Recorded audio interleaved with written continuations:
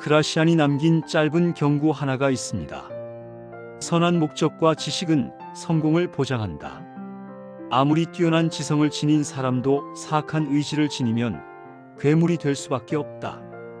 사악한 의지는 모든 탁월함을 타락시킨다. 사악한 의지에 지성이 더해지면 더 교묘하게 타인에게 피해를 준다. 하지만 이런 사람은 제 아무리 뛰어나다 하더라도 결국 자멸할 수밖에 없다. 분별 없는 지식은 어리석음만 더할 뿐이다. 400년이 지난 지금 이 말은 여전히 우리에게 무언가를 말하고 있습니다. 아니, 어쩌면 지금이야말로 이 메시지가 가장 절실한 시대일지도 모릅니다. 오늘 우리는 이 짧은 문장 속에 담긴 깊은 통찰을 현대사회의 렌즈를 통해 들여다볼 것입니다.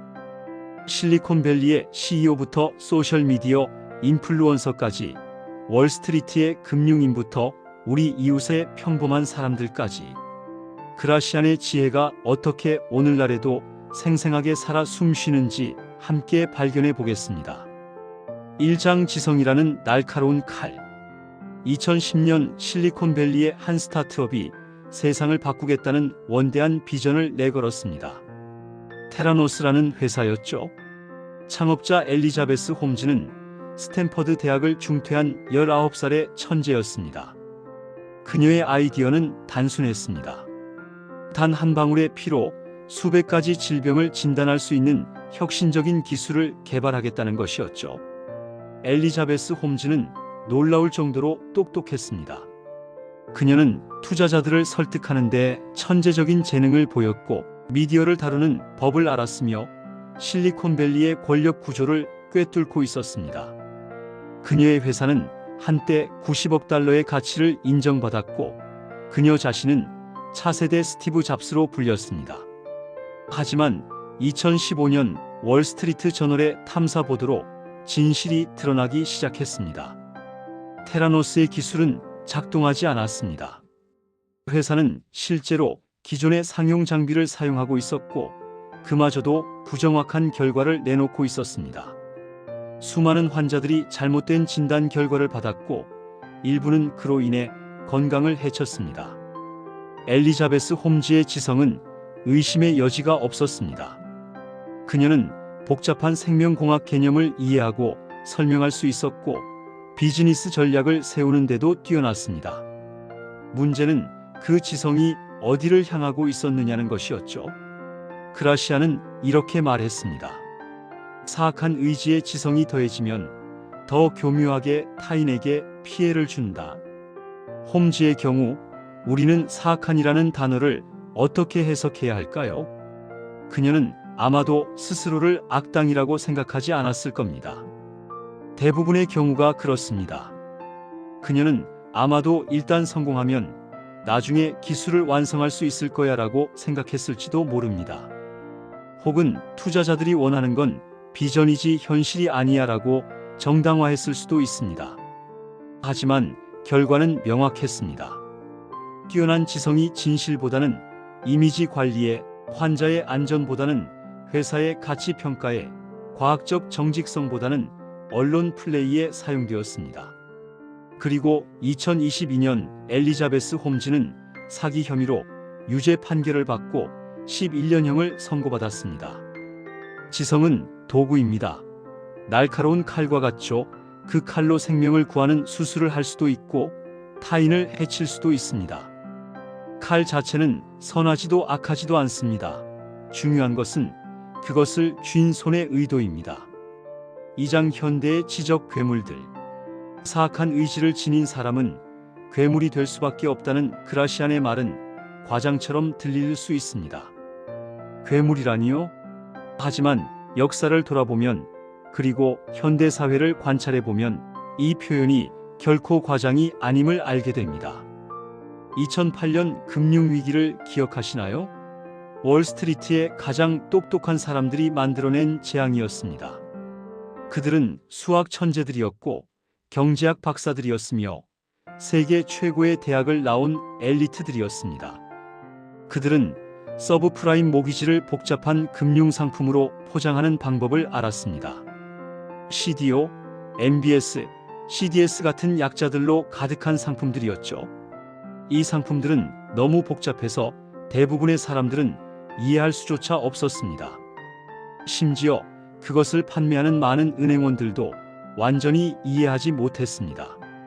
하지만 그들 중 일부는 알고 있었습니다.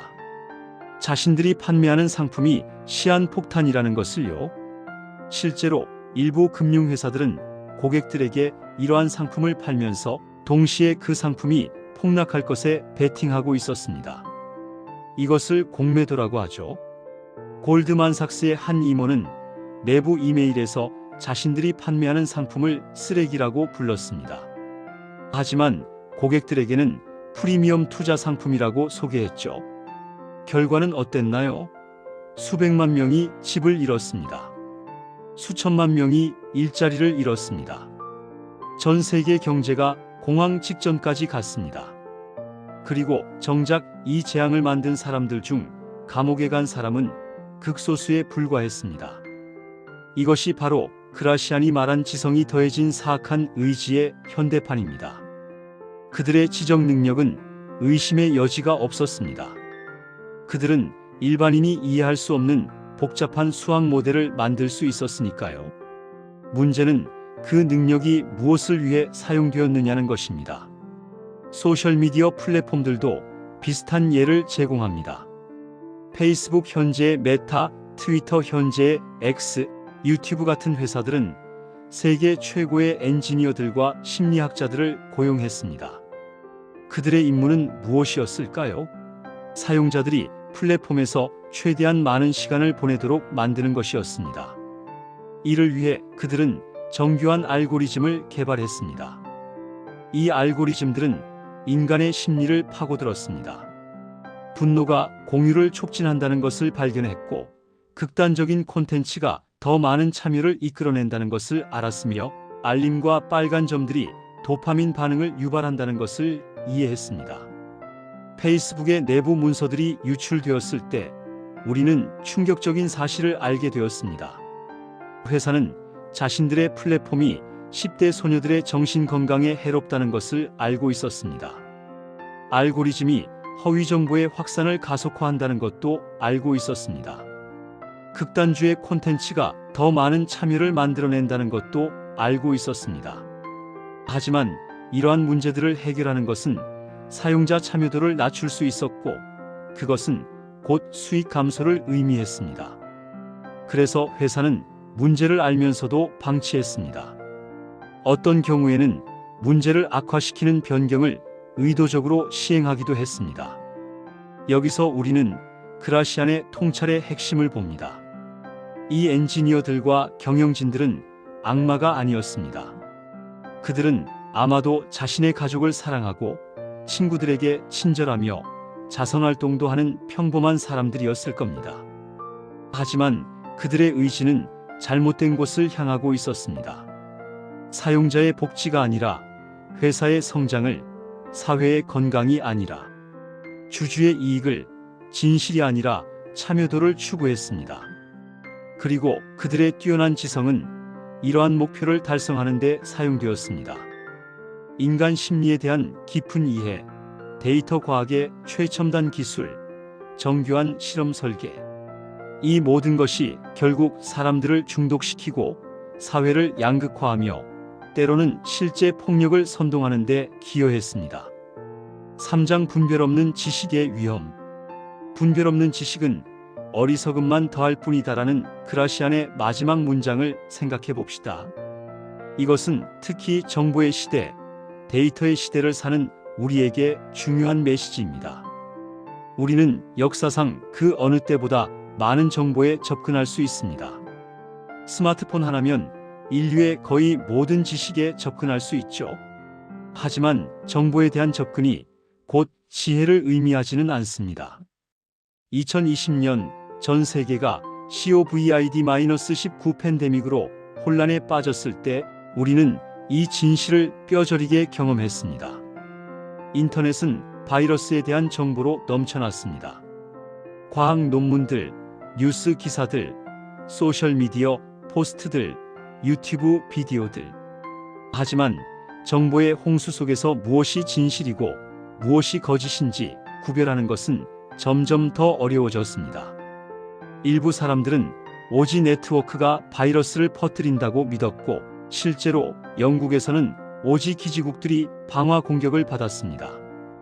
표백제를 마시면 바이러스를 죽일 수 있다는 헛소문이 퍼져 사람들이 실제로 해를 입었습니다. 더 교묘한 경우도 있었습니다. 일부 사람들은 정말로 과학 논문들을 읽었습니다. 데이터를 받고 그래프를 분석했으며 통계를 인용했습니다. 하지만 그들은 그 데이터를 해석하는 맥락을 이해하지 못했습니다. 어떤 연구가 예비적인 것인지, 동료 검토를 거쳤는지, 샘플 사이즈가 충분한지, 상관관계와 인과관계의 차이가 무엇인지, 이것이 바로 분별 없는 지식입니다. 정보는 있지만 지혜가 없는 상태, 데이터는 있지만 판단력이 없는 상태. 암호화폐 시장에서도 비슷한 현상을 볼 수 있습니다. 2021년 비트코인이 사상 최고치를 경신하고 수많은 알트코인들이 하루에 수백 %씩 상승하던 시기가 있었습니다. 인터넷은 암호화폐 전문가들로 넘쳐났습니다. 그들은 블록체인 기술에 대해 이야기했고, 탈중앙화의 철학을 논했으며 복잡한 차트 분석을 내놓았습니다. 레딧과 트위터에서는 HODL, 투 더 문 같은 밈들이 돌아다녔고, 수많은 사람들이 자신의 저축을 암호화폐에 쏟아부었습니다. 많은 사람들이 블록체인의 기술적 세부 사항을 공부했습니다. 해시 함수가 무엇인지, 작업 증명과 지분 증명의 차이가 무엇인지, 스마트 계약이 어떻게 작동하는지. 이런 지식들은 분명히 가치가 있습니다. 하지만 그들 중 얼마나 많은 사람들이 자산평가의 기본 원칙을 이해했을까요? 투기와 투자의 차이를 알았을까요? 자신의 리스크 허용도를 정확히 파악했을까요? 군중 심리가 어떻게 작동하는지, 역사적으로 버블이 어떻게 형성되고 붕괴했는지 알고 있었을까요? 2022년 시장이 붕괴했을 때 수많은 사람들이 자신의 저축을 잃었습니다. 어떤 사람들은 집을 담보로 대출을 받아 투자했다가 모든 것을 잃었습니다. 루나루노와 테라테라라는 암호화폐는 하루 만에 거의 0에 가까운 가치로 떨어졌고 수십억 달러가 증발했습니다. 이 사람들 중 많은 이들은 게으르거나 무지한 것이 아니었습니다. 그들은 실제로 많은 것을 배우고 공부했습니다. 문제는 그들이 배운 지식에 분별력이 결여되어 있었다는 것입니다. 기술적 세부사항은 알았지만 더 큰 그림을 보지 못했습니다. 정보는 많았지만 지혜가 부족했습니다. 사장 선한 의지의 힘. 그라시안의 경고는 경고로 시작하지만 실은 희망의 메시지로도 읽힐 수 있습니다. 선한 목적과 지식은 성공을 보장한다는 첫 문장 말입니다. 물론 이것은 문자 그대로 해석해서는 안 됩니다. 선한 의지와 지식만 있다고 해서 모든 시도가 성공한다는 뜻은 아닙니다. 실패는 인생의 일부이고 때로는 최선의 노력에도 불구하고 일이 잘못될 수 있습니다. 하지만 그라시안이 말하고자 하는 핵심은 이것입니다. 선한 의지와 지식의 결합은 지속 가능한 성공의 기반이라는 것. 그리고 장기적으로 봤을 때 이것이 우리를 올바른 방향으로 이끈다는 것입니다. 이것을 보여주는 현대의 사례들을 살펴봅시다. 폴 파머라는 의사가 있었습니다. 하버드 의대를 졸업한 그는 월스트리트 병원에서 높은 연봉을 받을 수도 있었습니다. 하지만 그는 다른 길을 택했습니다. 1987년 그는 IT의 가난한 마을에서 진료소를 열었습니다. 그곳은 세계에서 가장 가난한 지역 중 하나였습니다. 깨끗한 물도 부족했고 전기도 불안정했으며 의료시설은 거의 존재하지 않았습니다. 결핵, 에이즈, 말라리아 같은 질병들이 만연했습니다. 파머는 파트너즈인 헬스라는 조직을 설립했습니다. 그의 접근 방식은 혁명적이었습니다. 그는 단순히 질병을 치료하는 것만으로는 충분하지 않다는 것을 이해했습니다. 가난이 질병의 근본 원인이라는 것을 알았죠. 그래서 그는 환자들에게 약을 주는 것뿐만 아니라 그들이 약을 복용할 수 있도록 음식도 제공했습니다.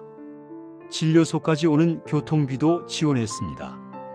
가족들의 경제적 부담을 줄이기 위해 생계 지원도 했습니다. 의학계의 많은 사람들은 그의 접근을 비현실적이라고 비판했습니다. 너무 비용이 많이 든다고, 확장할 수 없다고, 지속 가능하지 않다고 말했습니다. 특히 다제내성 결핵 MDR-TB 치료에 대한 그의 노력은 많은 반대에 부딪혔습니다. 세계보건기구조차도 가난한 나라에서는 MDR-TB 치료가 비용 대비 효과가 없다고 주장했습니다. 하지만 파머는 포기하지 않았습니다. 그는 자신의 의학 지식을 활용했지만 그것을 인간에 대한 깊은 연민과 결합했습니다. 그는 각 환자를 통계가 아니라 개인으로 보았습니다. 그리고 그는 가난한 사람의 생명도 부자의 생명만큼 가치 있다는 단순하지만 강력한 신념을 가지고 있었습니다. 결과는 어땠을까요? 파트너즈 인 헬스는 성장했습니다. IT뿐만 아니라 르완다, 페루, 러시아, 그리고 세계 곳곳으로 확장되었습니다. 그들의 모델은 효과가 있었고 수십만 명의 생명을 구했습니다. 더 중요한 것은 파머와 그의 동료들이 국제보건 정책을 바꿨다는 것입니다. 세계보건기구는 MDR-TB 치료에 대한 입장을 바꿨습니다. 가난한 나라에서도 최고 수준의 치료를 제공할 수 있고 또 제공해야 한다는 것이 새로운 표준이 되었습니다. 파머는 2022년에 세상을 떠났지만 그의 유산은 계속 살아있습니다. 그는 의학 지식과 선한 의지를 결합한 사람이었습니다. 그리고 그 결합이 어떻게 세상을 변화시킬 수 있는지 보여주었습니다. 또 다른 예를 들어볼까요? 이본 슈이나드라는 사람이 있습니다. 그는 파타고니아 페터고니어라는 아웃도어 의류 회사의 창업자입니다. 슈이나드는 젊은 시절 열정적인 등산가였습니다. 1960년대 그는 등산 장비를 만들기 시작했습니다. 그의 제품들은 품질이 뛰어났고 사업은 성장했습니다. 하지만 1970년대 그는 자신의 회사가 환경에 미치는 영향을 깨닫기 시작했습니다. 그가 만든 암벽 등반용 피톤, 바위틈에 박는 쇠못이 암벽을 손상시키고 있었습니다. 그래서 그는 회사의 주력 제품을 중단하고 암벽을 손상시키지 않는 대체 제품을 개발했습니다. 비즈니스 관점에서는 위험한 결정이었지만 그는 그것이 옳은 일이라고 믿었습니다. 이것은 시작에 불과했습니다. 파타고니아는 점점 더 환경 친화적인 회사가 되어갔습니다. 그들은 재활용 소재를 사용하기 시작했고 유기농 면화로 전환했으며 공급망의 환경 영향을 추적했습니다. 하지만 슈이나드는 한 걸음 더 나아갔습니다. 그는 소비 자체의 의문을 제기하기 시작했습니다. 2011년 블랙 프라이데이에 파타고니아는 뉴욕타임스에 전면 광고를 냈습니다. 광고에는 파타고니아 재킷 사진과 함께 이런 문구가 있었습니다. 이 재킷을 사지 마세요. 광고는 설명했습니다. 이 재킷을 만드는데 얼마나 많은 물과 에너지가 사용되는지, 얼마나 많은 온실가스가 배출되는지, 얼마나 많은 쓰레기가 발생하는지, 그리고 소비자들에게 정말 필요한지 생각해 보라고 이미 가지고 있는 것을 수선해서 사용하라고 권했습니다. 이것은 미친 짓처럼 보였습니다. 회사가 자사 제품을 사지 말라고 광고하다니요? 하지만 슈이나드는 단기적인 판매량보다 장기적인 비전을 우선시했습니다. 그는 지속 가능하지 않은 소비 문화에 도전하고 싶었습니다. 2022년 이제 83세가 된 슈이나드는 또 한 번 세상을 놀라게 했습니다. 그는 30억 달러 가치의 파타고니아를 환경단체에 기부했습니다. 회사를 팔거나 주식시장에 상장하는 대신 회사의 지분을 환경보호를 위한 신탁과 비영리 단체에 이전했습니다. 앞으로 파타고니아가 벌어들이는 수익 배당금을 제외하는 모두 기후변화 대응과 환경보호에 사용될 것입니다. 슈이나드는 성명서에서 이렇게 말했습니다. 지구가 이제 우리의 유일한 주주입니다. 이것이 선한 의지와 지식의 결합입니다. 슈이나드는 뛰어난 사업가였습니다. 그는 품질 좋은 제품을 만드는 법을 알았고 브랜드를 구축하는 법을 알았으며 수익성 있는 회사를 운영하는 법을 알았습니다. 하지만 그의 모든 지식과 능력은 더 큰 목적을 향해 있었습니다. 단순한 이윤 추구가 아니라 지속 가능한 미래를 만드는 것이었습니다. 5장 자멸의 길. 그라시아는 말합니다. 사악한 의지를 가진 사람은 제 아무리 뛰어나다 하더라도 결국 자멸할 수밖에 없다. 이것은 단순한 도덕적 희망사항이 아닙니다. 역사가 반복적으로 증명해온 패턴입니다. 비윤리적인 수단으로 얻은 성공은 결국 무너지게 되어 있습니다. 마틴 쉬크렐리의 사례를 생각해 봅시다. 2015년 32세의 헤지펀드 매니저였던 쉬크렐리는 투링 제약이라는 회사를 인수했습니다. 그의 첫 번째 행동은 무엇이었을까요? 다라프림 DARAPRIM이라는 약의 가격을 하룻밤 사이에 5,500% 인상한 것입니다. 이 약은 1950년대부터 사용되어 온 기생충 감염 치료제로 특히 에이즈 환자들에게 중요한 약이었습니다. 가격은 알약 하나당 13.5달러에서 750달러로 올랐습니다. 쉬크렐리는 자신의 행동을 정당화했습니다. 그는 자본주의 시스템 안에서 합법적으로 행동하고 있다고 주장했습니다. 시장이 그것을 허용한다면 왜 그렇게 하지 않겠냐고 말했습니다. 그는 TV 인터뷰에서 웃으면서 가격을 더 올리지 않은 것을 후회한다고까지 말했습니다. 그는 분명히 똑똑했습니다. 금융시장을 이해했고 규제의 허점을 찾아내는데 능숙했으며 미디어를 다루는 법도 알았습니다. 그는 자신의 행동이 법적으로 문제없다는 것을 확신했습니다. 하지만 공중의 분노는 거셌습니다. 그는 가장 징후받는 사람이라는 별명을 얻었습니다. 정치인들이 그를 청문회에 소환했습니다. 언론은 그를 집중적으로 비난했습니다. 그리고 2017년 쉬크렐리는 증권 사기 혐의로 유죄 판결을 받았습니다. 흥미롭게도 이것은 다라프림 가격 인상과는 직접적인 관련이 없었습니다. 그것은 그가 이전에 운영했던 헤지펀드에서의 사기 행위 때문이었습니다. 하지만 다라프림 사건으로 인해 그에게 쏠린 관심이 과거의 범죄를 밝혀내는 데 기여했습니다. 그는 7년형을 선고받았고 2022년에 출소했습니다. 한때 수억 달러의 자산을 가졌던 그는 이제 전과자입니다. 금융업계에서 영구 추방당했고 평생 벌금과 배상금 지불 명령을 받았습니다. 이것이 바로 그라시안이 말한 자멸입니다.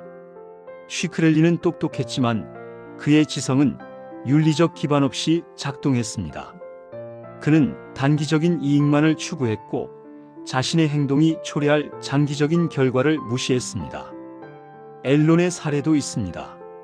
한때 미국에서 가장 혁신적인 회사로 칭송받았던 에너지 회사였죠. 포춘지는 앨론을 6년 연속 미국에서 가장 혁신적인 기업으로 선정했습니다. 앨론의 경영진들은 하버드 MBA 출신들이었고 복잡한 금융 상품을 만들어내는 천재들이었습니다.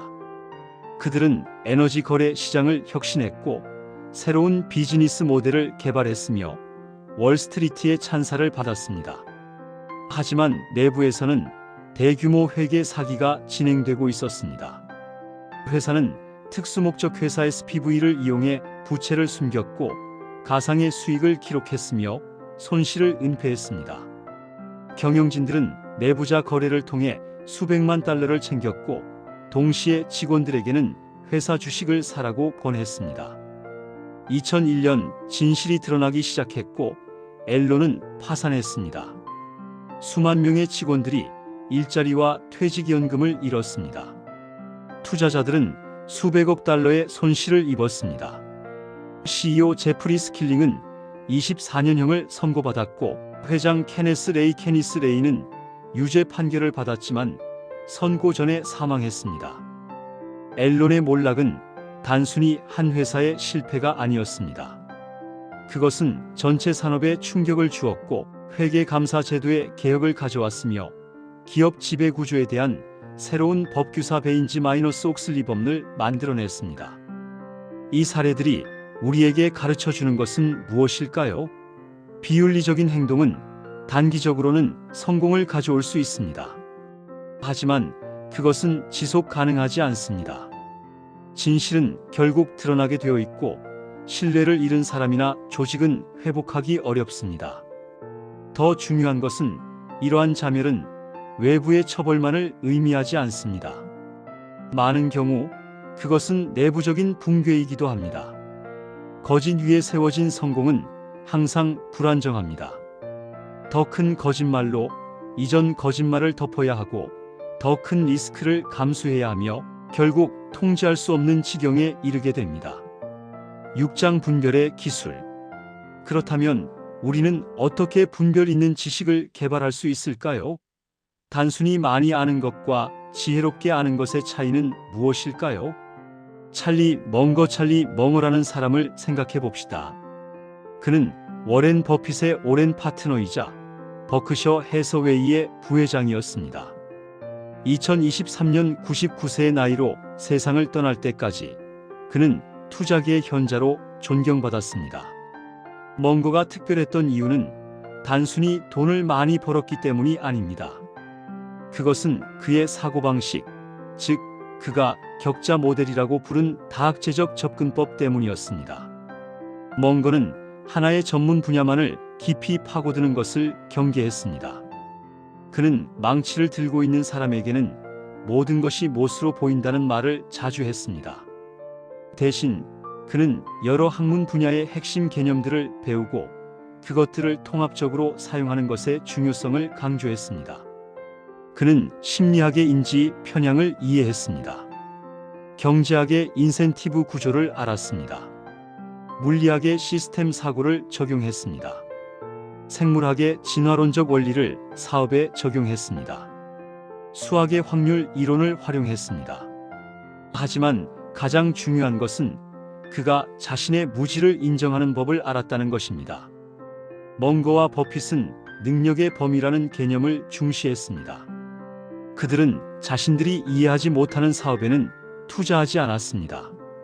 1990년대 후반 닷컴 버블이 한창일 때 많은 사람들이 버크셔 해서웨이가 시대에 뒤떨어졌다고 비판했습니다. 왜 인터넷 회사들에 투자하지 않느냐고 물었죠. 멍거와 버핏의 대답은 단순했습니다. 우리는 그것을 이해하지 못합니다. 그들은 FOMO, 놓칠지도 모른다는 두려움에 굴복하지 않았습니다. 그리고 2000년 닷컴 버블이 붕괴했을 때 그들의 신중함은 정당화되었습니다. 이것이 분별입니다. 많이 아는 것이 아니라 무엇을 알고 무엇을 모르는지를 아는 것. 정보를 수집하는 것이 아니라 정보를 평가하는 틀을 가지는 것. 트렌드를 쫓는 것이 아니라 근본 원리를 이해하는 것. 또 다른 예를 들어볼까요? 리처드 파인만이라는 물리학자가 있었습니다. 그는 노벨상을 받은 천재 물리학자였지만 동시에 탁월한 교사이기도 했습니다. 파인만은 파인만 기법으로 알려진 학습 방법을 실천했습니다. 그 방법은 간단합니다. 어떤 개념을 배웠다면 그것을 12살짜리 아이에게 설명할 수 있어야 한다는 것입니다. 만약 그렇게 할 수 없다면 당신은 그것을 제대로 이해하지 못한 것입니다. 파인만은 전문 용어와 복잡한 수식 뒤에 숨는 것을 경계했습니다.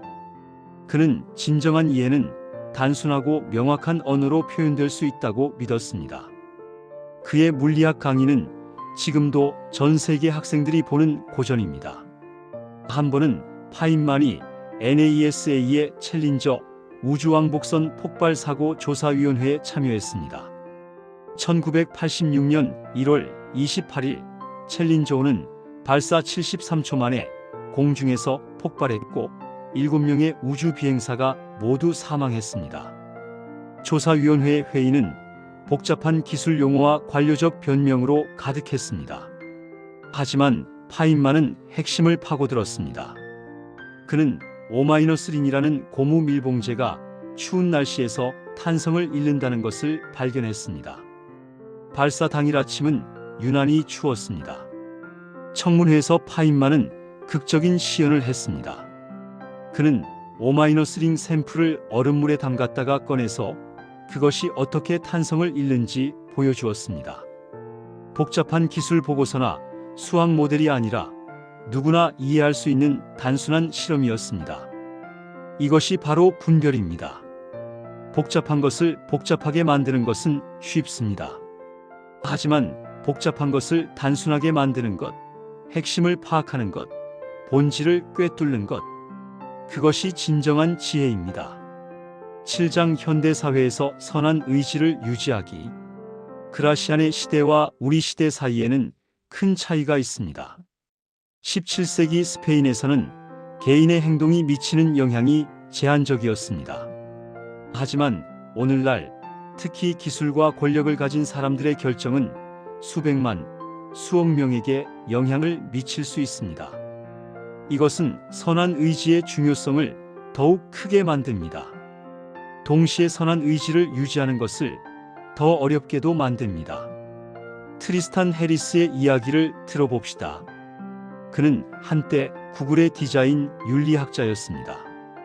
그의 일은 구글의 제품들이 사용자들에게 미치는 영향을 연구하는 것이었습니다. 하지만 해리스는 점점 더 우려하게 되었습니다.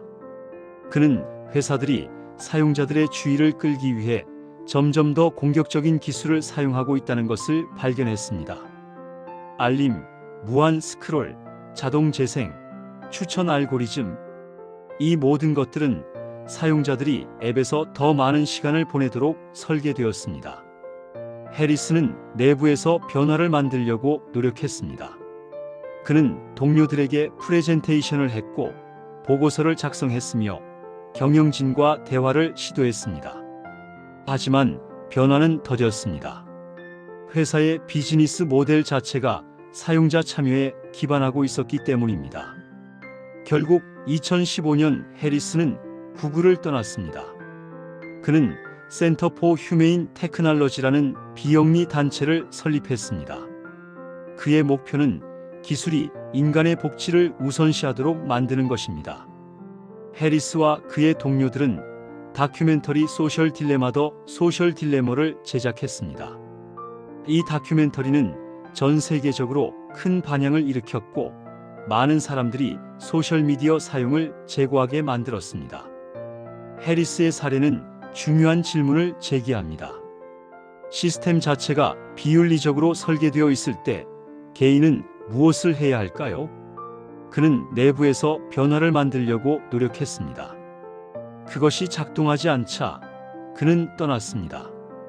그는 외부에서 목소리를 높이기로 결정했습니다. 그는 자신의 전문 지식을 활용했지만 그것을 더 큰 선을 위해 사용했습니다. 모든 사람이 해리스처럼 할 수 있는 것은 아닙니다. 우리 대부분은 그런 특권이나 플랫폼을 가지고 있지 않습니다. 하지만 그의 이야기는 우리에게 중요한 교훈을 줍니다. 선한 의지를 유지하는 것은 때로 어려운 선택을 요구한다는 것입니다. 또 다른 예를 들어봅시다. 프랜시스 하우겐이라는 데이터 엔지니어가 있었습니다. 그녀는 구글, 핀터레스트 등 여러 기술 회사에서 일한 경험이 있었고 2019년에 페이스북에 합류했습니다. 하우겐은 페이스북에서 일하면서 충격적인 사실들을 발견했습니다. 회사의 내부 연구들은 플랫폼이 10대 소녀들의 정신 건강에 해롭다는 것을 보여주었습니다.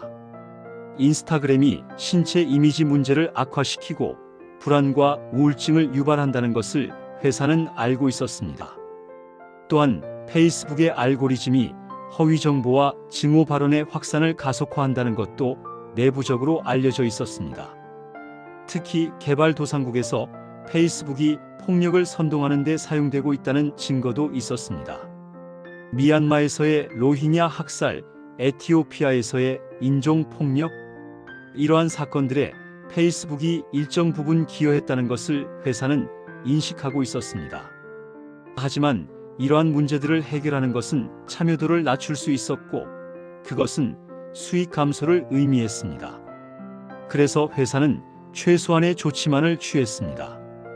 하우게는 내부에서 이러한 문제들을 제기하려고 노력했습니다. 하지만 그녀의 우려는 진지하게 받아들여지지 않았습니다. 2021년 5월 그녀는 회사를 떠나기로 결정했습니다. 하지만 그 전에 그녀는 수만 페이지의 내부 문서를 복사했습니다. 그녀는 이 문서들을 SEC증권거래위원회, 의회, 그리고 언론에 제공했습니다. 2021년 10월 그녀는 의회 청문회에서 증언했고 그녀의 신원을 공개했습니다. 그녀는 페이스북은 이윤을 안전보다 우선시한다고 증언했습니다. 하우겐의 내부 고발은 전 세계적인 파장을 일으켰습니다. 여러 나라에서 소셜미디어 규제에 대한 논의가 활발해졌고 페이스북 현재 메타는 큰 압력에 직면했습니다. 하우겐은 자신의 경력과 안전을 위험에 빠뜨렸습니다. 그녀는 대기업을 상대로 싸웠습니다. 왜일까요? 그녀는 인터뷰에서 이렇게 말했습니다. 나는 아이들이 안전하게 자라기를 원합니다. 민주주의가 보호되기를 원합니다. 이것은 내 가치관의 문제입니다. 이것이 선한 의지입니다. 개인의 이익보다 공공의 선을 우선시하는 것, 불편한 진실을 말하는 용기, 옳다고 믿는 것을 위해 희생할 준비, 팔장 작은 선택들의 누적. 우리 대부분은 엘리자베스 홈즈처럼 수십억 달러 회사를 운영하지 않습니다. 트리스탄 해리스나 프랜시스 하우겐처럼 세계적인 플랫폼에 영향을 미치지 않습니다. 하지만 그라시안의 지혜는 여전히 우리 일상에 적용됩니다. 선한 의지와 지식의 결합은 거창한 것이 아닙니다. 그것은 매일매일의 작은 선택들로 이루어집니다. 한 초등학교 교사의 이야기를 들어봅시다. 그녀를 미스 톰슨이라고 부르겠습니다. 그녀의 반에는 테디라는 남학생이 있었습니다. 테디는 문제아였습니다. 수업 시간에 집중하지 못했고 옷은 항상 더러웠으며 친구들과 어울리지도 못했습니다. 미스 톰슨은 처음에는 테디를 좋아하지 않았습니다. 그의 과제를 채점할 때 빨간색 펜으로 크게 X 표시를 했고 때로는 냉소적인 코멘트를 달기도 했습니다. 그녀는 테디가 게으르고 무능하다고 생각했습니다.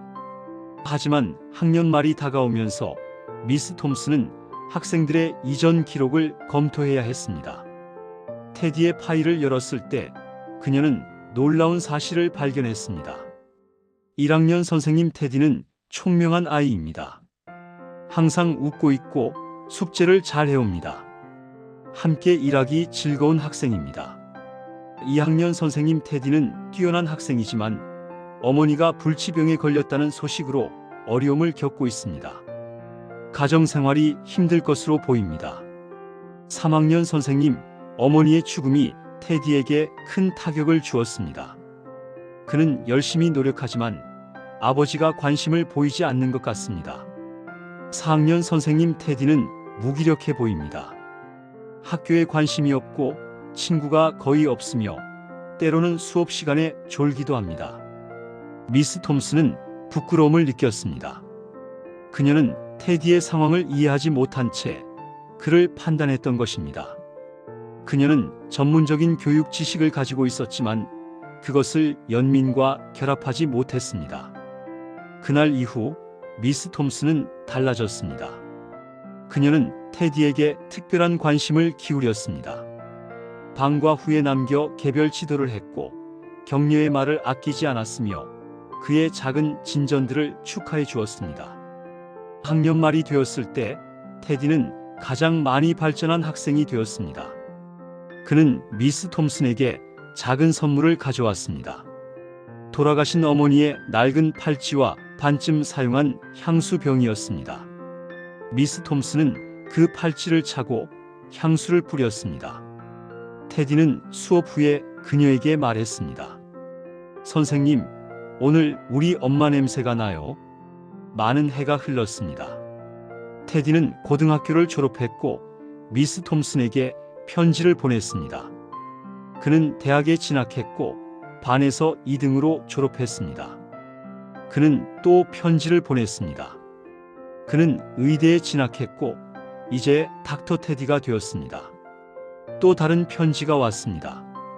그는 결혼을 하게 되었고 아버지가 이미 세상을 떠났기에 미스 톰슨이 결혼식에서 어머니 자리에 앉아주기를 부탁했습니다. 미스 톰슨은 결혼식에 참석했습니다. 그녀는 여전히 그날 테디가 준 팔찌를 차고 있었습니다. 그들이 포옹했을 때 테디는 그녀의 귀에 속삭였습니다. 선생님을 믿어주셔서 감사합니다. 제가 중요한 사람이 될 수 있다고 보여주셔서 감사합니다. 미스 톰슨은 눈물을 흘리며 대답했습니다. 테디, 너는 틀렸어. 너는 나를 가르쳤단다. 내가 진정한 선생님이 무엇인지를 알기 전까지는 나는 선생님이 아니었어. 이것은 유명한 이야기입니다. 실화인지는 확실하지 않지만 그 안에 담긴 진실은 분명합니다. 선한 의지와 지식의 결합은 한 사람의 인생을 바꿀 수 있습니다. 미스 톰슨은 교육학 지식을 가지고 있었습니다. 하지만 처음에 그녀는 그 지식을 연민 없이 사용했습니다. 그녀는 테디를 문제 학생으로만 봤고 그의 맥락을 이해하려 하지 않았습니다. 하지만 그녀가 마음을 열고 이해하려고 노력했을 때 그녀의 지식은 변혁의 도구가 되었습니다. 우리 대부분은 매일 이런 선택의 순간들을 마주합니다. 동료가 실수를 했을 때 우리는 비난할 수도 있고 도울 수도 있습니다. 후배가 어려움을 겪을 때 우리는 무시할 수도 있고 멘토가 될 수도 있습니다. 고객이 불합리한 요구를 할 때 우리는 그들의 좌절 뒤에 있는 진짜 문제를 이해하려 할 수도 있고 단순히 규정을 들먹이며 거절할 수도 있습니다. 구장 조직과 시스템의 의지, 개인의 의지만큼 중요한 것이 조직의 문화입니다. 좋은 사람들도 나쁜 시스템 안에서는 나쁜 결과를 만들어낼 수 있습니다. 코스트코라는 회사를 생각해 봅시다. 이 대형 할인 매장 체인은 월마트와 경쟁하는 소매업체입니다. 하지만 두 회사의 철학은 매우 다릅니다. 월마트는 비용 절감을 극대화하는 것으로 유명합니다. 낮은 임금, 최소한의 복리후생, 파트타임 노동자 위주의 고용. 이러한 전략은 주주들에게는 높은 수익을 가져다 주지만 직원들은 종종 정부 보조금에 의존해야 할 정도로 낮은 임금을 받습니다. 코스트코는 다른 접근을 택했습니다. 창업자 짐 시네갈은 직원들을 잘 대우하면 그들이 고객을 잘 대할 것이다라는 단순한 철학을 가지고 있었습니다. 코스트코는 업계 평균보다 훨씬 높은 임금을 지급합니다. 포괄적인 건강보험을 제공하고 시간당 노동자들에게도 혜택을 줍니다. 직원 이직률은 업계에서 가장 낮고 직원 만족도는 가장 높습니다. 월스트리트 애널리스트들은 종종 코스트코를 비판했습니다. 직원들에게 너무 많이 지급한다. 주주 가치를 극대화하지 않는다고 말했습니다. 시네갈의 대답은 명확했습니다. 나는 월스트리트를 위해 일하는 것이 아니라 우리 회원들과 직원들을 위해 일합니다. 만약 당신이 직원들을 잘 돌보고 고객들에게 좋은 가치를 제공한다면 좋은 일들이 일어날 것입니다. 그리고 실제로 그렇게 되었습니다. 코스트코는 지속적으로 성장했고 주가도 장기적으로 상승했습니다.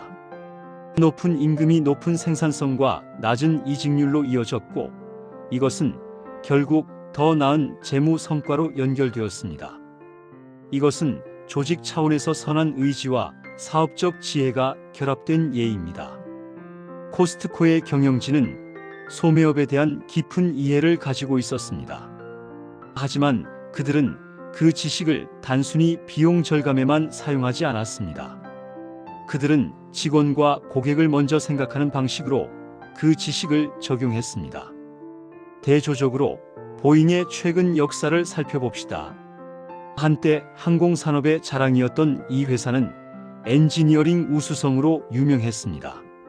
엔지니어가 경영하는 회사였고 안전과 품질이 최우선이었습니다.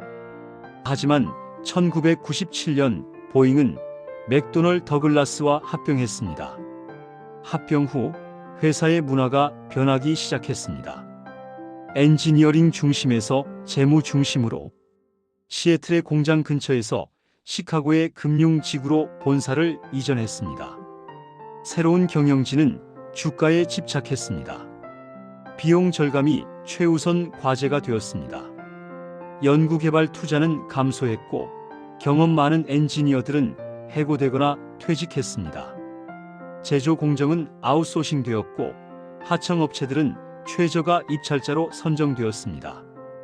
2018년과 2019년 보잉 737 맥스가 두 차례 추락했고 346명이 사망했습니다.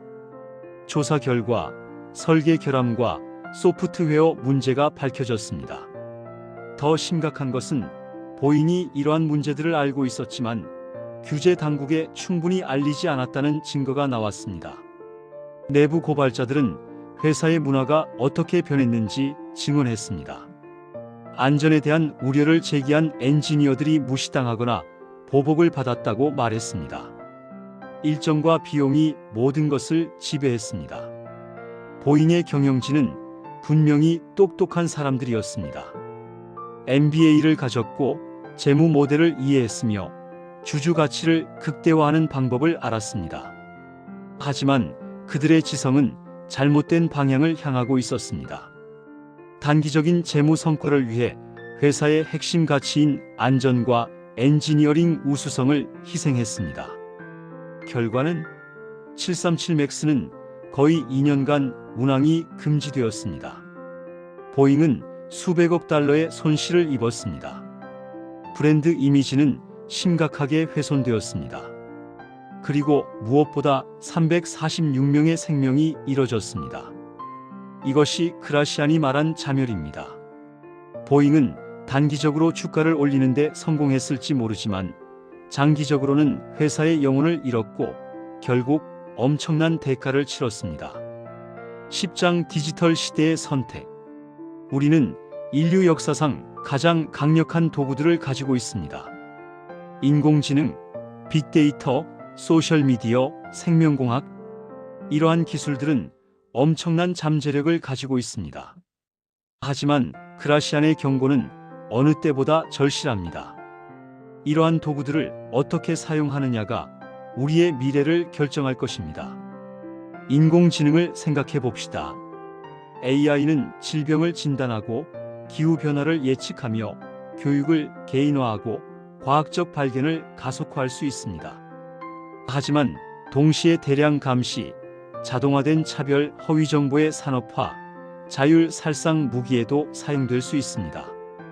딥마인드라는 AI 회사를 살펴봅시다. 구글이 소유한 이 회사는 세계 최고의 AI 연구소 중 하나입니다.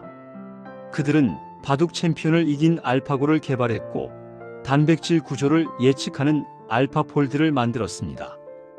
알파폴드는 특히 주목할 만합니다. 단백질의 3D 구조를 예측하는 것은 생물학의 근본 문제 중 하나였습니다. 수십 년간 과학자들이 노력해왔지만 진전은 더뎠습니다. 하지만 알파폴드는 이 문제를 혁명적으로 해결했습니다. 그리고 딥마인드는 무엇을 했을까요? 그들은 알파폴드의 예측 결과를 무료로 공개했습니다. 거의 모든 알려진 단백질의 구조 데이터를 과학 커뮤니티와 공유했습니다. 이것은 신약 개발, 질병 연구, 생명과학 전반에 엄청난 가치를 제공했습니다.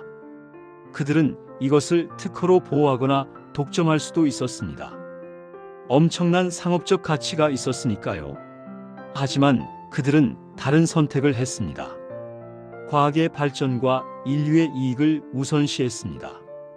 딥마인드의 설립자 데미스 하사비스는 신경과학자이자 컴퓨터 과학자입니다. 그는 분명히 뛰어난 지성을 가지고 있습니다. 하지만 그는 그 지성을 더 큰 선을 위해 사용하기로 선택했습니다. 물론 딥마인드도 완벽하지 않습니다. 구글의 소유하에 있기 때문에 상업적 압력으로부터 완전히 자유로울 수는 없습니다. 하지만 적어도 알파폴드의 경우 그들은 올바른 선택을 했습니다. 대조적으로 일부 AI 기업들은 다른 길을 가고 있습니다. 얼굴 인식 기술을 권위주의 정부에 판매하거나 개인정보를 무분별하게 수집하거나 AI를 사용해 중독성 있는 콘텐츠를 생성하는 기업들이 있습니다. 케임브리지 애널리티카 스캔들을 기억하시나요? 이 회사는 페이스북에서 수천만 명의 사용자 데이터를 무단으로 수집했습니다. 그리고 그 데이터를 사용해 정치 광고를 타겟팅했습니다. 2016년 미국 대선과 브렉시트 투표에서 이 기술이 사용되었습니다. 케임브리지 애널리티카의 직원들은 분명히 똑똑했습니다. 그들은 데이터 과학, 심리학, 정치 커뮤니케이션에 대한 깊은 이해를 가지고 있었습니다. 하지만 그들은 그 지식을 민주적 과정을 조작하는 데 사용했습니다. 회사는 결국 2018년에 파산했고 스캔들은 전 세계적으로 데이터 프라이버시에 대한 논쟁을 촉발했습니다. 하지만 그 피해는 이미 발생했고 유사한 관행은 여전히 계속되고 있습니다. 11장 작은 타협의 위험. 그라시안의 통찰에서 가장 섬세한 부분은 아마도 이것일 것입니다. 대부분의 사람들은 한순간에 괴물이 되지 않습니다. 그것은 작은 타협들의 축적입니다. 처음에는 작은 거짓말입니다. 이번 한 번만. 상황이 특수하니까. 다른 사람들도 다 이렇게 해. 나중에 바로 잡으면 돼. 하지만 한 번의 타협은 다음 타협을 쉽게 만듭니다. 그리고 그 다음, 또 그 다음.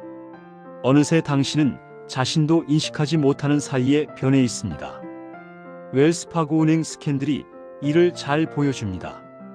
2016년 이 은행이 고객들의 동의 없이 수백만 개의 가짜 계좌를 만들었다는 사실이 드러났습니다. 어떻게 이런 일이 가능했을까요? 한 명의 사악한 경영자가 명령을 내린 것이 아니었습니다. 그것은 시스템의 문제였습니다. 웰스파고는 직원들에게 공격적인 영업 목표를 부과했습니다. Eight is Great라는 슬로건이 있었습니다. 각 고객당 8개의 상품을 판매하라는 뜻이었죠. 목표를 달성하지 못한 직원들은 압박을 받았고 때로는 해고되었습니다. 처음에는 대부분의 직원들이 정직하게 일하려고 노력했을 것입니다. 하지만 목표는 비현실적이었습니다. 압박은 강했습니다. 그리고 그들은 다른 직원들이 요령을 부리는 것을 보기 시작했습니다. 한두 개 정도는 괜찮겠지. 고객이 알아차리지 못할 거야. 나중에 정리하면 돼. 이렇게 작은 타협들이 시작되었습니다. 그리고 시스템은 이것을 암묵적으로 장려했습니다. 윤리보다 결과가 보상받았으니까요. 문제를 제기한 직원들은 무시당하거나 보복을 받았습니다. 관리자들은 모른 척했고 때로는 직접적으로 부정행위를 지시하기도 했습니다. 결국 이것은 눈덩이처럼 커졌습니다. 2002년부터 2016년까지 약 350만 개의 가짜 계좌가 만들어졌습니다. 수십만 명의 고객들이 피해를 입었습니다. 그들은 자신도 모르는 사이에 수수료를 청구받았고 신용 점수가 하락했으며 부당한 대출 거절을 경험했습니다. 2016년에 스캔들이 터졌을 때 웰스파고는 30억 달러 이상의 벌금을 물었습니다. CEO는 사임했습니다. 5,300명 이상의 직원들이 해고되었습니다. 은행의 평판은 심각하게 훼손되었습니다. 이 직원들 중 대부분은 아마도 좋은 사람들이었을 것입니다. 그들은 가족을 부양해야 했고 일자리를 유지해야 했으며 현실적인 압박에 직면해 있었습니다. 하지만 작은 타협들이 축적되면서 그들은 자신들도 모르는 사이에 대규모 사기의 일부가 되었습니다. 이것이 그라시안이 경고한 것입니다. 사악한 의지는 항상 분명하게 나타나지 않습니다. 때로는 그것은 실용적인 선택으로 위장됩니다. 현실적인 타협으로 정당화됩니다. 어쩔 수 없는 상황으로 합리화됩니다. 하지만 그라시안은 말합니다. 이러한 길은 결국 자멸로 이어진다고. 12장 회복력과 재생. 그렇다면 모든 것이 절망적일까요? 한번 잘못된 길을 가면 돌아올 수 없는 걸까요? 다행히도 그렇지 않습니다. 마이크로소프트의 이야기를 봅시다. 2000년대 초반 마이크로소프트는 기술업계의 악당으로 여겨졌습니다. 독점적 관행, 공격적인 경쟁 전략, 혁신의 부재. 회사는 반독점 소송에 시달렸고 개발자 커뮤니티로부터 외면받았습니다. 스티브 발머 CEO 시절 마이크로소프트는 클라우드 컴퓨팅과 모바일의 부상을 놓쳤습니다. 회사는 과거의 성공 윈도우즈와 오피스에 안주했고 새로운 시대에 적응하지 못했습니다.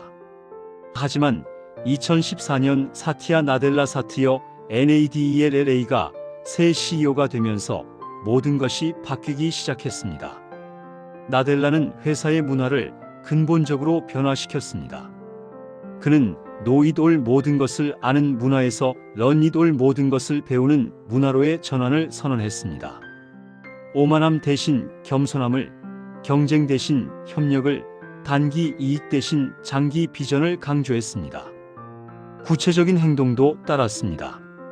마이크로소프트는 오픈소스 커뮤니티를 포용하기 시작했습니다. 한때 리눅스를 암이라고 불렀던 회사가 이제는 리눅스의 주요 기여자 중 하나가 되었습니다. 기터브를 인수하고 개발자들의 신뢰를 회복하기 시작했습니다. 클라우드 서비스인 애저에 집중적으로 투자했고 AI 연구에 막대한 자원을 투입했습니다. 하지만 가장 중요한 변화는 문화였습니다. 회사는 공감 엠퍼시를 핵심 가치로 내세웠습니다. 고객뿐만 아니라 직원들, 파트너들, 심지어 경쟁사들에 대한 공감을 말입니다. 결과는 놀라웠습니다. 나델라가 CEO가 된 이후 마이크로소프트의 시가총액은 10배 이상 증가했습니다. 혁신이 되살아났습니다. 기업 문화가 개선되었고 직원 만족도가 높아졌습니다. 그리고 무엇보다 마이크로소프트는 다시 존경받는 회사가 되었습니다. 이것은 조직도 변할 수 있다는 것을 보여줍니다. 잘못된 길로 갔다 해도 올바른 방향으로 돌아설 수 있습니다. 하지만 그것은 쉽지 않습니다. 리더십이 필요하고 용기가 필요하며 진정성 있는 변화에 대한 의지가 필요합니다. 개인 차원에서도 마찬가지입니다. 로버트 맥나마라의 이야기를 생각해 봅시다. 그는 케네디와 존슨 행정부에서 국방장관을 지냈고 베트남 전쟁의 주요 설계자 중 한 명이었습니다. 맥나마라는 믿을 수 없을 정도로 똑똑한 사람이었습니다.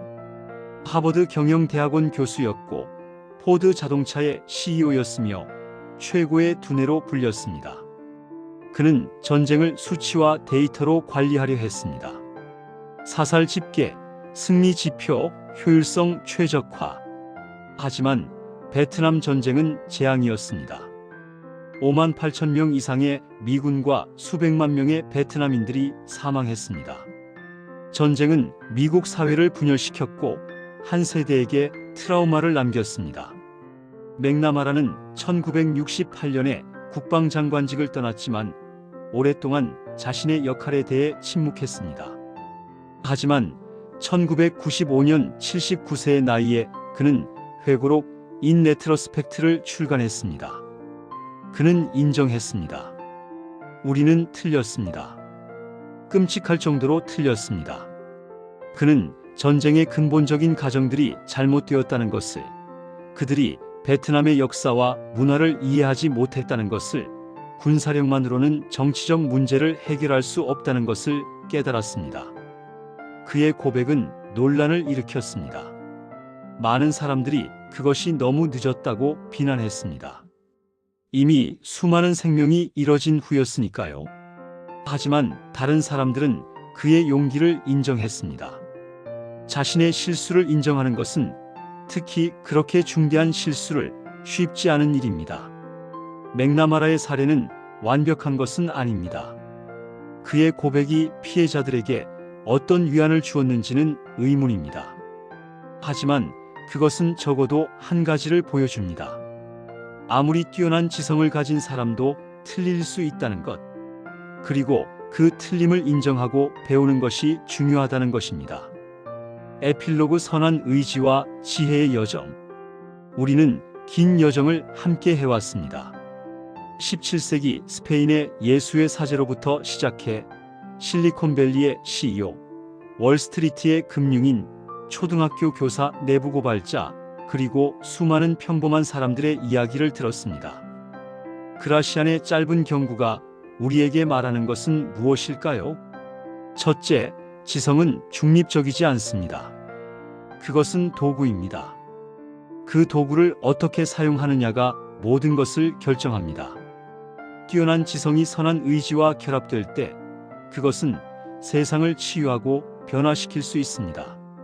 하지만 사악한 의지와 결합될 때 그것은 엄청난 피해를 일으킬 수 있습니다.